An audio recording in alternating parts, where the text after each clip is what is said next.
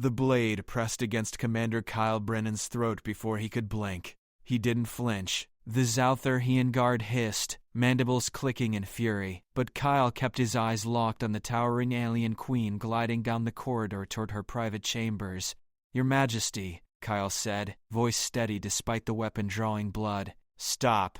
Queen Zarthi froze. Her crystalline exoskeleton caught the light, fracturing it into 1,000 colors. Behind her, a dozen Zaltharian nobles shifted nervously. The queen's 4 eyes narrowed, focusing on the human who had served as her personal guard for 3 months. "You dare command me, human?"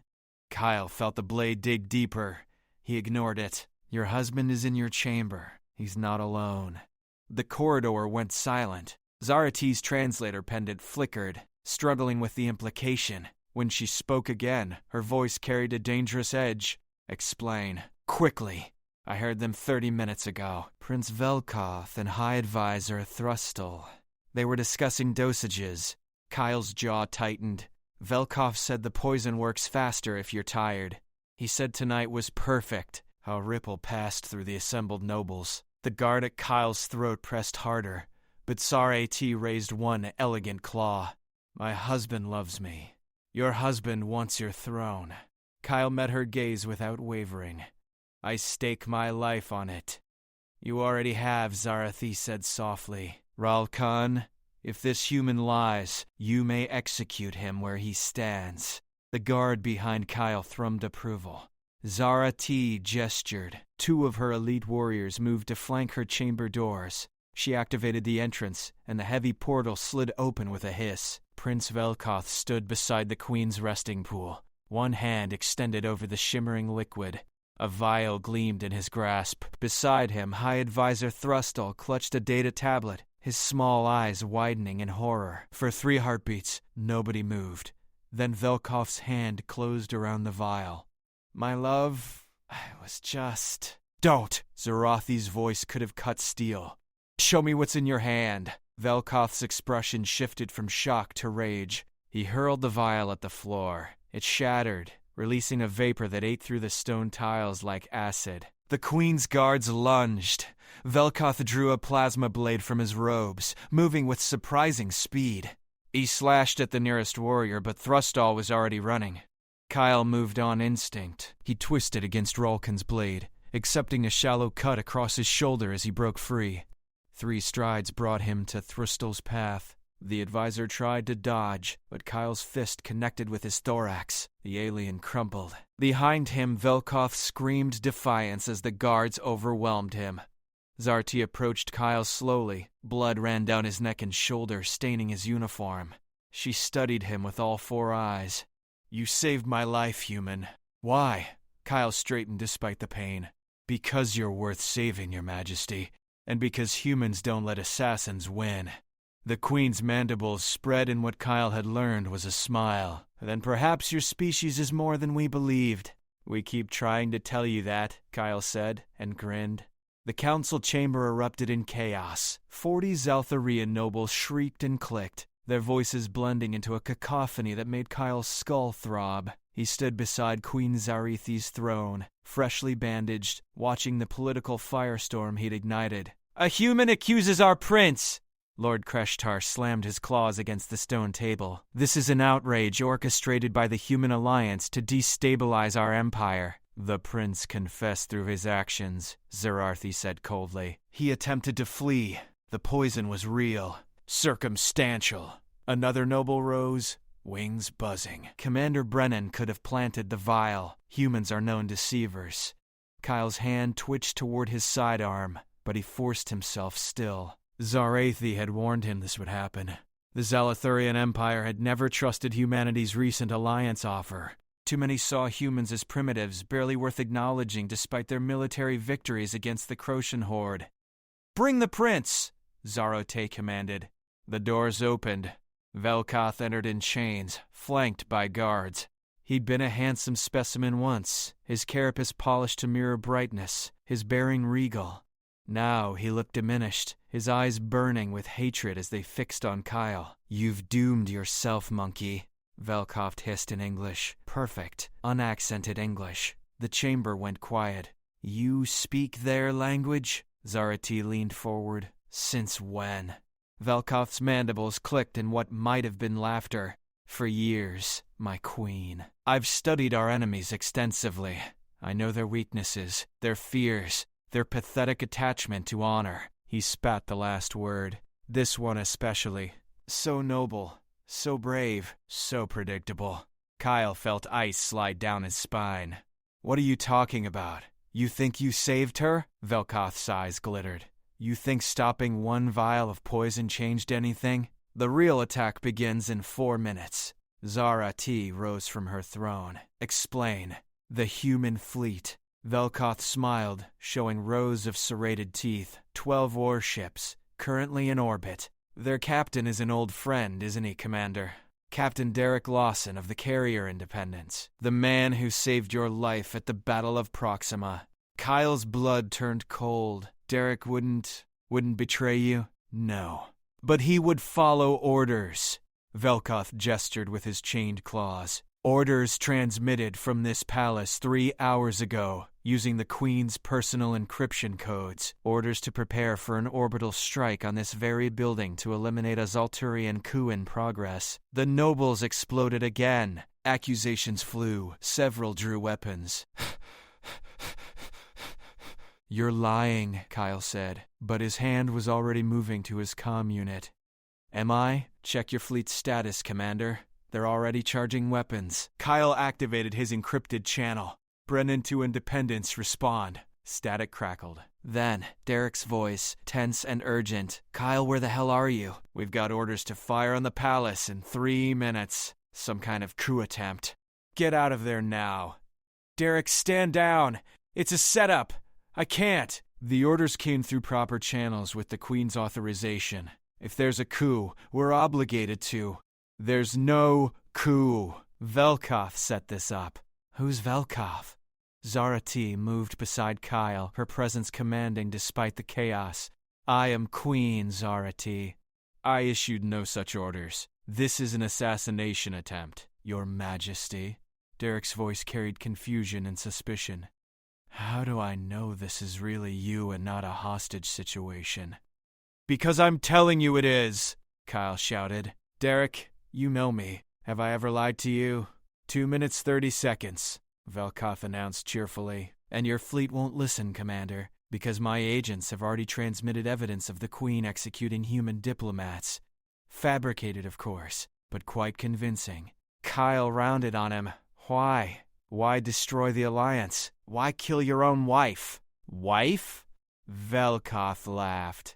She's a political arrangement, a obstacle to true power. With her dead and humanity blamed, I unite the Empire against your species. We crush you, take your worlds, and I rule as Emperor of a vengeful civilization. You're insane, Zarate said quietly. I'm ambitious. There's a difference.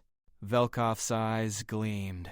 2 minutes, Commander. What will you do? Convince your captain to disobey orders and possibly let a real coup succeed? Or evacuate and watch your new alien friend die, destroying the Alliance anyway? Kyle's mind raced. The nobles were shouting. The guards looked uncertain. Sarete stood frozen, calculating odds. I need proof, Derek said over the comm.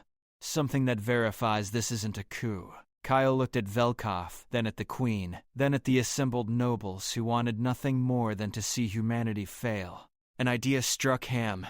Desperate, dangerous, completely insane. Derek, I'm transmitting my vital signs directly to you. Watch them. What? Kyle, what are you... Kyle drew his sidearm and pressed it against his own temple. The chamber went silent. If I'm lying, Kyle said calmly, if this is a coup, if the Queen is compromised, then I'm part of it, which means you should let me die. But if I'm telling the truth, then you know I'll prove it. Kyle, don't. 90 seconds, Velkoth said, still smiling. Kyle looked at Zarathi. Your Majesty, I need you to trust me one more time. The Queen's 4 eyes met his. Something passed between them. Understanding. Respect. Perhaps even friendship. She nodded. Kyle squeezed the trigger. The gun clicked empty. Kyle had removed the plasma charge before entering the chamber, but Derek didn't know that. The Zalthurian nobles didn't know that. Even Zarati's eyes had widened in shock. "You see," Kyle said into the comm, keeping his voice steady, "I'm willing to die to prove this is real. No coup conspirator does that. Stand down, Derek. Trust me." Silence stretched across the channel. Kyle could hear his own heartbeat thundering in his ears. 40 seconds, Velkov said, though his smile had faltered. "Derek, please." The comm crackled. "All ships, abort strike. I repeat, abort strike. Hold position and await further orders." Kyle's knees nearly buckled with relief. Velkov's expression twisted into pure rage. "You think you've won?" The prince lunged forward despite his chains, forcing the guards to drag him back. "This changes nothing. The Empire will never accept humanity as equals. You're animals playing at civilization. That's where you're wrong." Zarethi descended from her throne, moving with lethal grace. She stopped inches from her husband's face. "Commander Brennan showed more honor in 5 minutes than you've shown in 5 years. He was willing to die for truth.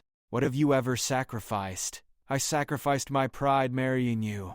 Zarathi struck him. The crack echoed through the chamber. Velkov's head snapped sideways, green blood trickling from his mandibles. "Take him to the detention sphere," the Queen commanded. "Maximum security. He answers for treason, attempted murder, and conspiracy to start an interstellar war." As the guards dragged Velkoth away, he screamed threats and curses. Kyle watched him go, feeling the adrenaline finally starting to fade. His shoulder throbbed where Ralkun had cut him. His hands were shaking. "The council is dismissed," Zarati announced. "We will reconvene in 6 hours to discuss appropriate responses." The nobles filed out, some casting venomous looks at Kyle, others thoughtful. Lord Kreshtar paused at the doorway. "The human showed courage," he said grudgingly. "Perhaps we have underestimated his species." When the chamber finally emptied, Zaro turned to Kyle. "You took an enormous risk. It was the only play. Derek needed proof that couldn't be faked. You could have actually killed yourself. The stress alone might have changed it." The weapon was empty. Kyle grinned weakly. "A human guard never enters a council chamber fully armed. Basic diplomatic protocol." "Clever." Zarati's mandibles clicked softly. "But the gesture was real. You were prepared to die. I was prepared to do whatever it took." The Queen moved to the massive window overlooking her capital city. Crystalline towers stretched toward the purple sky, connected by luminous bridges. Millions of Zalthurians lived below, unaware how close they'd come to war. "Your people are strange, Commander Brennan. You value individual life highly, yet you throw it away for principles. That's what makes us human. We're stubborn that way." Velkoth was partially correct about one thing. Many in my empire don't trust your alliance. They see humanity as aggressive, expansionist, dangerous. Are we? Zarithi tilted her head. "Every species is dangerous when threatened, but I've observed you for 3 months. I've watched you interact with my staff, my guards, even the maintenance workers others ignore. You treat everyone with respect. That's just common decency. Common for humans, perhaps. Rare elsewhere." She turned to face him fully. "I want to expand your role. Not just my personal guard. I want you to train a joint security force. Xalthorians and humans working together." Kyle blinked. "That's ambitious. The nobles will fight it. Let them. After today, I have political capital to spend. Velkoth's betrayal proves we need fresh perspectives. Your species survived the Crocian horde through tactics we never considered. Your soldiers coordinate in ways our warriors don't understand. I want that knowledge shared. And if I fail, if the integration doesn't work, then we learn from the failure. But I don't believe you will fail." Zararti's eyes gleamed. "You warned me about my husband when silence would have been safer. You gambled your life to prevent a war. These are not the actions of someone who accepts defeat easily." Kyle felt the weight of what she was offering. A chance to truly bridge 2 species, to prove humanity belonged among the stars not through conquest, but through cooperation. I'll need resources, facilities, authorization to recruit from both populations. You'll have them. And I'll need a second-in-command who knows Althurian culture inside and out, someone the nobles respect. I have someone in mind. Sarati activated a wall panel. Ralkin, report to the council chamber. The guard who'd held a blade to Kyle's throat earlier entered moments later. He looked wary, his posture defensive. You wanted me, Your Majesty? Commander Brennan is establishing a joint security force. You will serve as his co-commander. Ralkin's mandibles dropped open. But he's human? Yes. He's also the reason I'm alive. Sarati's tone left no room for argument. You are one of my finest warriors, Ralkun. You will work with him, learn from him, and teach him our ways. Is this clear? Ralkan looked at Kyle. Something complex moved behind his eyes. Resentment, curiosity, perhaps grudging respect. It's clear, Your Majesty. Good. You both have much work ahead. Zara basically dismissed them with a gesture. Commander Brennan, get medical attention for that shoulder, then rest. Tomorrow, everything changes. Kyle and Ralkin walked together down the corridor in awkward silence. Finally, the Sauturian spoke. You knew the gun was empty when you aimed it at yourself. Yes, but your captain didn't. Your queen didn't. You let them believe you would die. I would have if necessary. Ralkin stopped walking. Why? We're not your people. This isn't your world. Kyle met his gaze. Because someone had to stand up. Because letting Velkoth win meant war. Because he paused, searching for the right words. Because that's what humans do. We see something wrong, we fix it. Even if it costs us. That's insane. But it's also why we're still alive after fighting half the galaxy. Ralkun's mandibles clicked thoughtfully. This partnership the Queen demands. You really think it can work? I think we won't know until we try. I cut your throat earlier. Shallow cut. I've had worse. I would have killed you if the Queen commanded it. But you didn't. Kyle smiled. Want to get a drink and figure out how to not kill each other while training soldiers? Ralkun stared at him. Then, slowly, his mandibles spread in what Kyle had learned was amusement. Humans are very strange. You have no idea. The training facility hummed with tension. 50 Zalthurian warriors stood on one side of the massive arena. 50 human soldiers faced them from the other. Between them, Kyle and Ralkun exchanged a glance that said everything words couldn't. This was either going to work or end in a bloodbath. Listen up! Kyle's voice cut through the murmuring.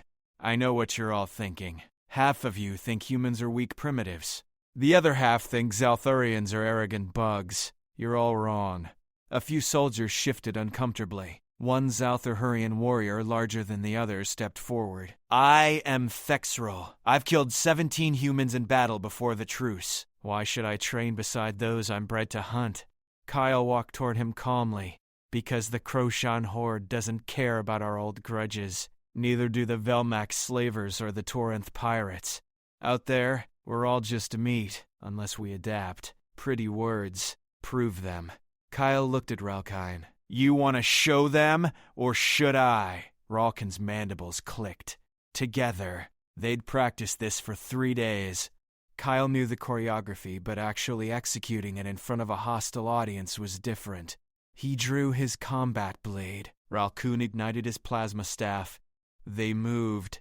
Kyle ducked under Ralkun's first strike, rolled left, came up slashing. The Zalthurian blocked with his lower arms, while his upper arms jabbed at Kyle's ribs. Kyle twisted, using Ralkun's own momentum to spin him. The alien recovered instantly, his tail whipping around. Kyle jumped the tail sweep, landed, and immediately dropped flat as Ralkun's staff hummed over his head. He kicked out at Ralkun's legs. The Zalthurian leaped, his wings buzzing briefly for extra height. They separated, circling. Notice something? Kyle called to the assembled troops. We're evenly matched. He's got 4 arms, wings, and a tail. I've got flexibility, unpredictability, and thumbs.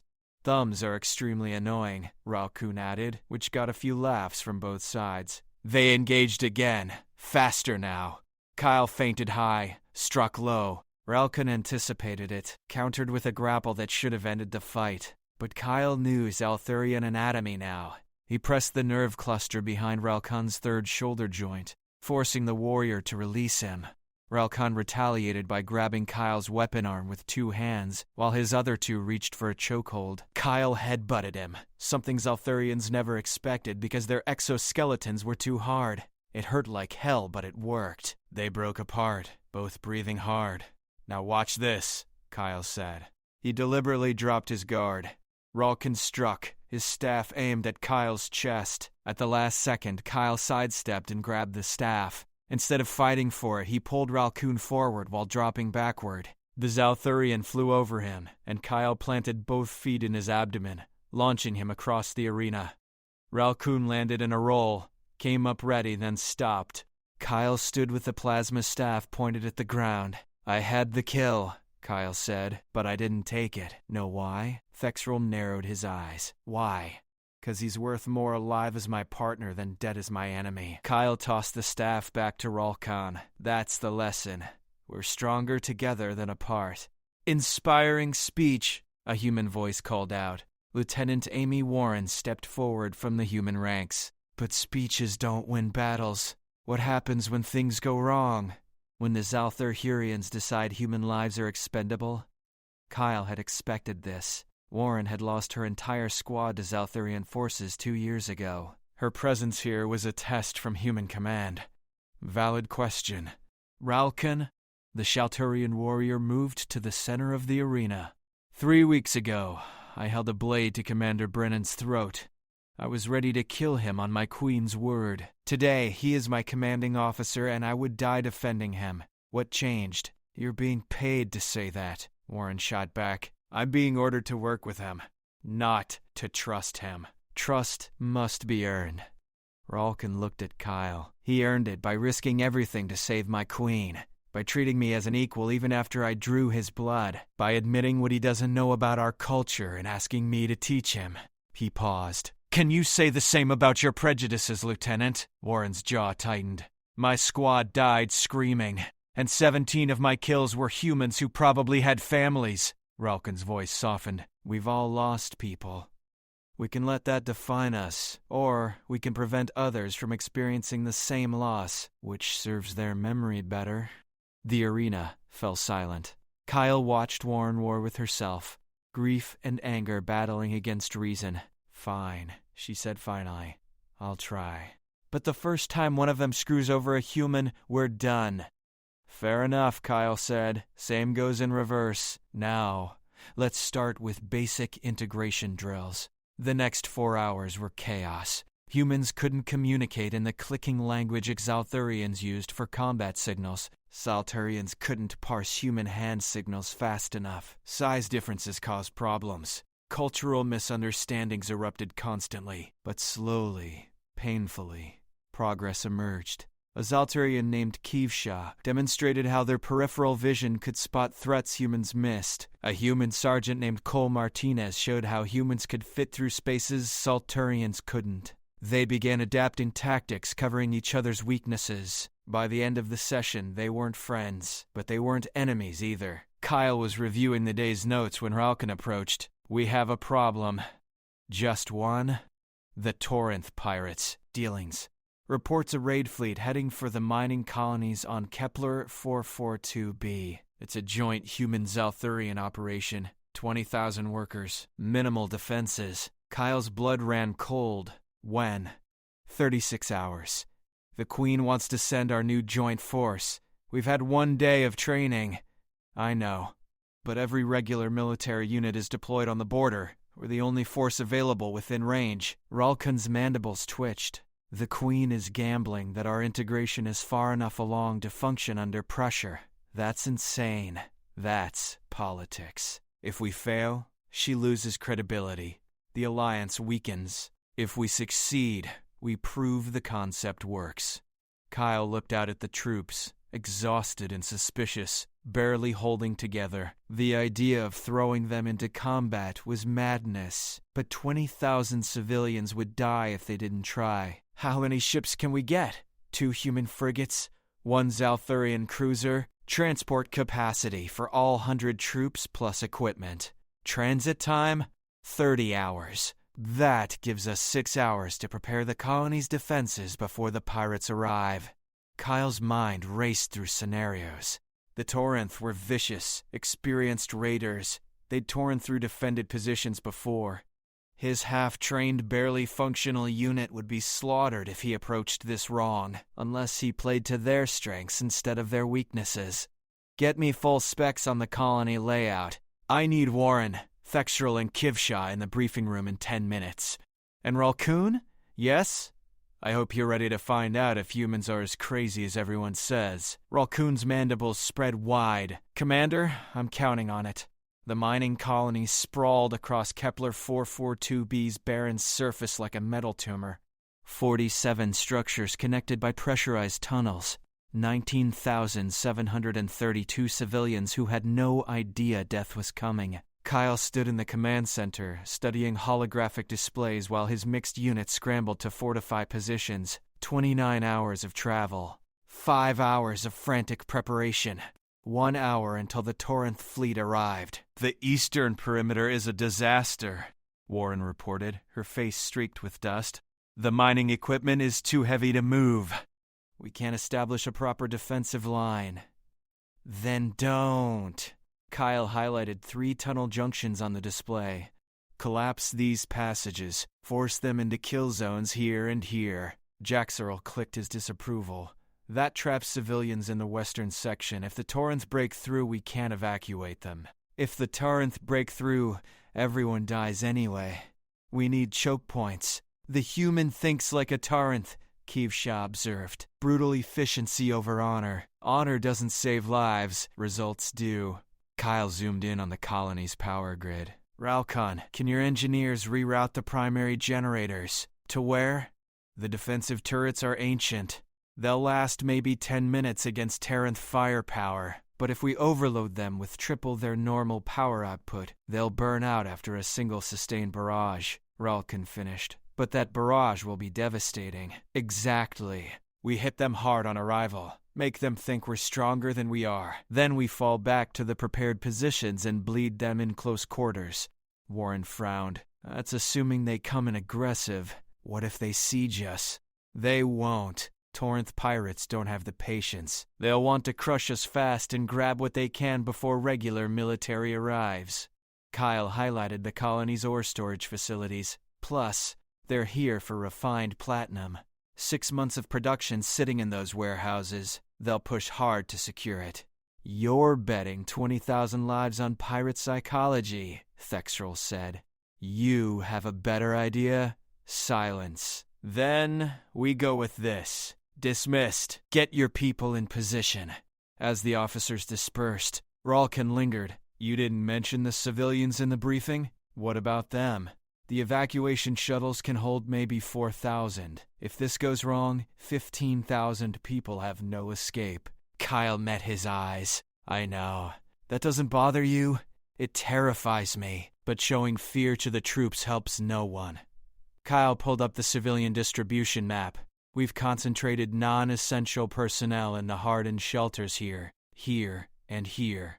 The rest are critical operations staff who refuse to evacuate. Stubborn. They're keeping life support and gravity running so we can fight. Kyle's jaw tightened. We don't fail them, Ralcon. We can't. The Zalthurian's mandibles clicked softly. First combat operation together. High stakes. Untrained troops. I calculate a 37% chance of success. That high? They shared a grim smile. 43 minutes later, alarms shrieked across the colony. The Torrent fleet dropped out of hyperspace, right on schedule. 12 warships, ugly and asymmetrical, bristling with weapons scavenged from a dozen species. All units, battle positions. Kyle commanded, hold fire until my order. His display showed the mixed human Zalthurian squad scattered across the colony. Green dots for humans, blue for Southahurians. 87 total after leaving medical casualties behind. Against approximately 400 Torrent raiders. The odds were terrible. The Torrent launched landing craft, 50 of them. descending in a swarm toward the eastern landing pads. Steady, Kyle breathed. The craft touched down. Hatches opened.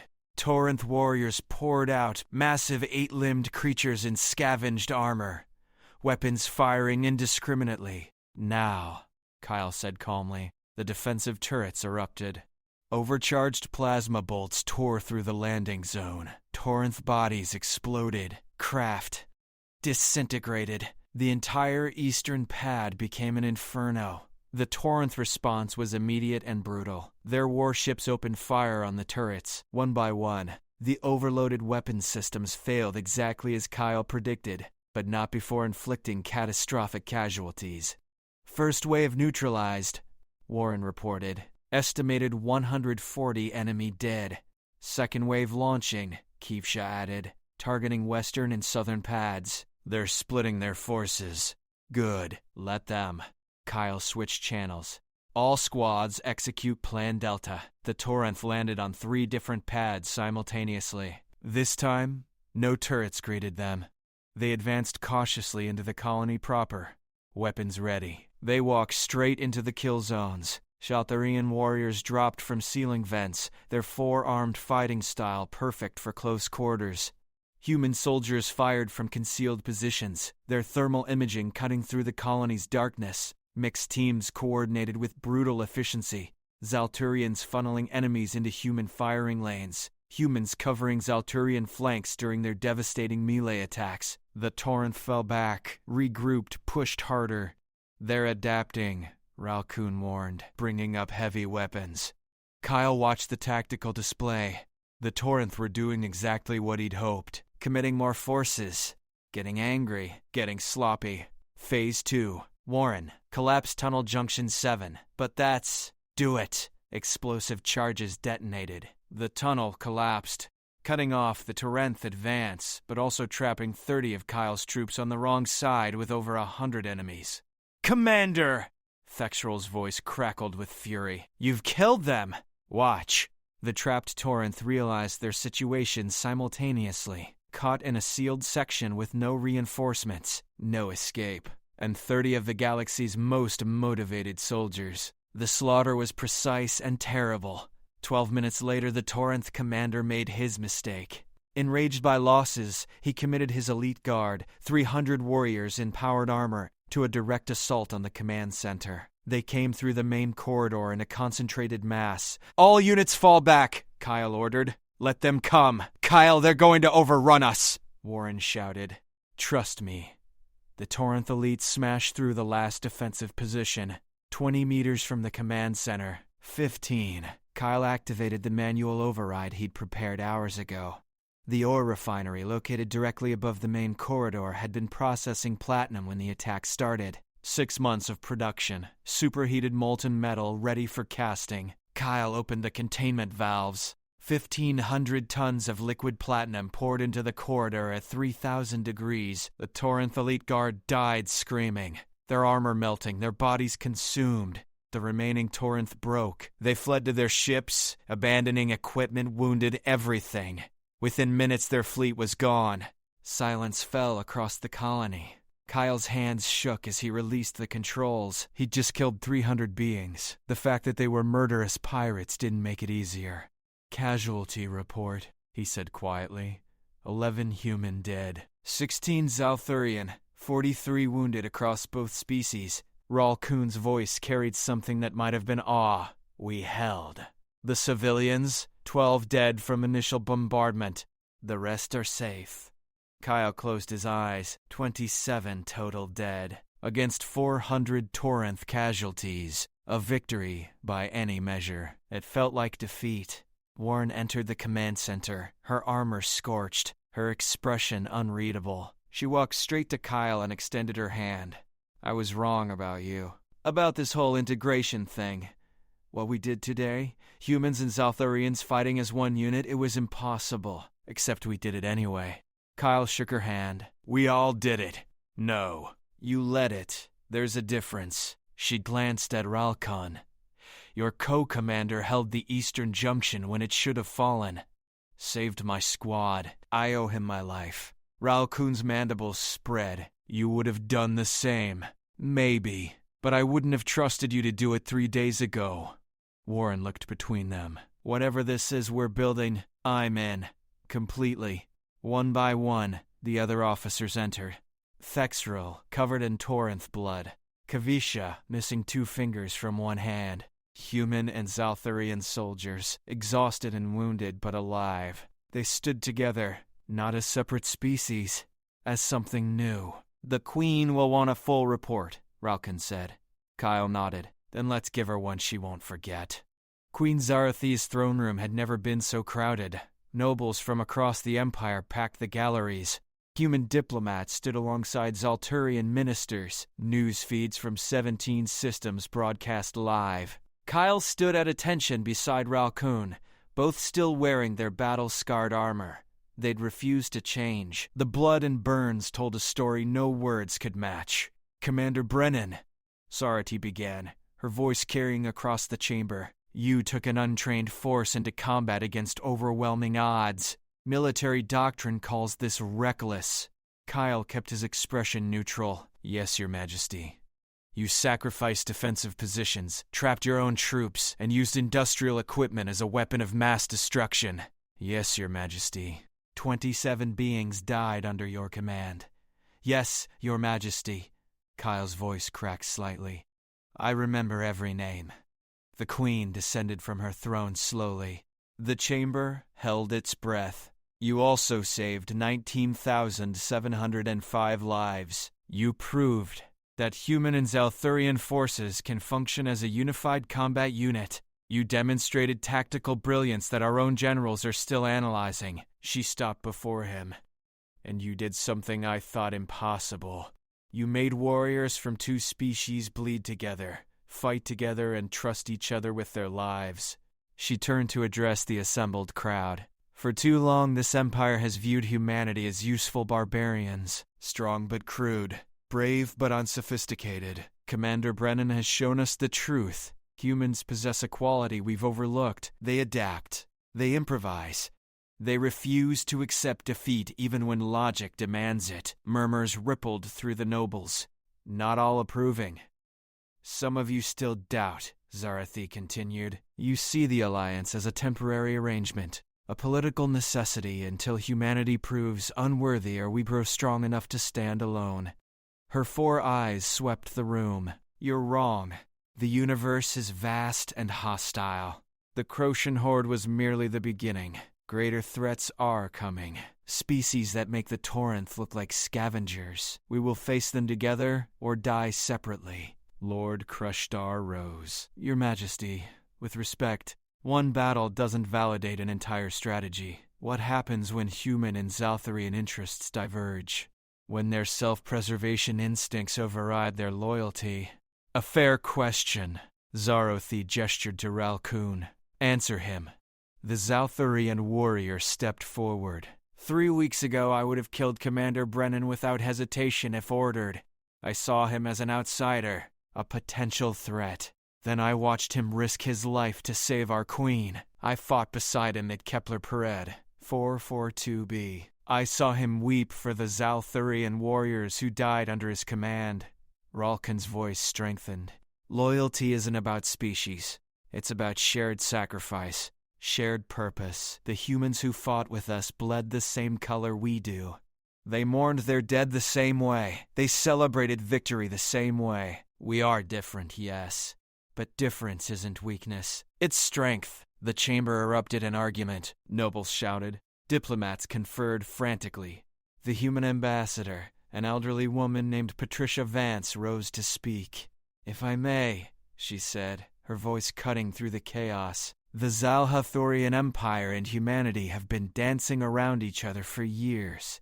We've signed treaties, established trade routes, exchanged ambassadors, but we've never truly committed. Never taken the leap of faith required for real partnership. She looked at Kyle. This young man took that leap. He trusted aliens who'd been enemies. He led them into battle. He brought them home. If he can do that, then our governments can damn well do the same. Zerardi's mandibles clicked approval. Well said, Ambassador. Which is why I'm proposing a formal military integration treaty. Human and Zalthurian forces will train together, fight together, and stand together. Not as separate armies coordinating, but as one unified force. The reaction was immediate and explosive. Half the room erupted in support. The other half screamed opposition. Kyle felt the weight of history pressing down. This moment would define the next century of interspecies relations. Success or failure hinged on what happened next. Lord Kreshtar's voice rose above the din. And who commands this unified force? Human or Zalthurian? Someone must have final authority. Both, Kyle said quietly. The room went silent. Both? Kreshtar repeated. Dual command structure. Every unit has one human and one Zalthurian commander of equal rank. Decisions made jointly. Neither species subordinate to the other. Kyle looked at Ralkun. It worked at Kepler, 442b. It can work everywhere. That's madness, a noble shouted. Divided command leads to disaster. United command leads to trust, Ralkun countered. Which is more valuable? Ambassador Vance stepped forward. The human government supports this proposal, completely and without reservation, as does the throne, Zaroti declared. Let the vote proceed. 2 hours of heated debate followed. Compromises were negotiated. Details hammered out. Finally, the vote came. 63% in favor. The treaty passed. Kyle felt something loosen in his chest. Relief. Exhaustion. Pride. He'd come to this world as a simple bodyguard. Now he'd helped forge an alliance that might save both species. Commander Brennan, Commander Ralkun, Zarati called. Approach. They walked forward together. The Queen held 2 items. Medals. Unfamiliar designs incorporating both human and Zalthurian symbols. These are the first medals of unified service. You've earned them with blood and sacrifice. Wear them knowing you've changed history. As Zarati placed the medals, Kyle caught Ralkun's eye. The Zalturian's mandibles spread in what Kyle now recognized as genuine friendship. The ceremony concluded. Crowds dispersed. Kyle found himself alone in the palace gardens, watching alien stars wheel overhead. Footsteps approached. Warren joined him, carrying 2 drinks. Thought you could use this. She handed him something that smelled like battery acid but tasted surprisingly good. Thanks. Hell of a day. Hell of a month. Warren sat beside him. You know this is just the beginning, right? Now comes the hard part, making it actually work long term. I know. Think we can do it? Kyle thought about Velkoth's betrayal, the chaotic training sessions, the desperate battle at Kepler, 442b. The vote that could have gone either way. Humans have a saying, we put a man on the moon not because it was easy, but because it was hard. That's your answer? An old quote? No, my answer is yes, we can do it. Because the alternative is unthinkable. Because we've already proven it's possible. Because humanity doesn't quit. Kyle smiled. Also because Ralkun would never let me hear the end of it if we failed. Warren laughed. Fair point. The Zalthurians are weirdly competitive. They sat in comfortable silence, 2 humans, on an alien world, having just helped reshape the galaxy's future.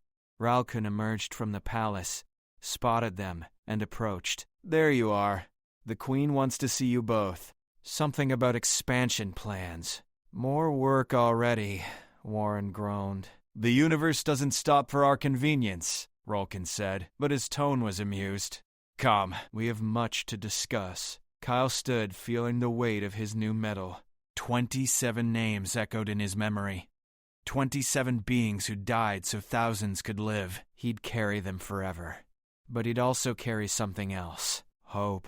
The knowledge that different species could overcome centuries of mistrust.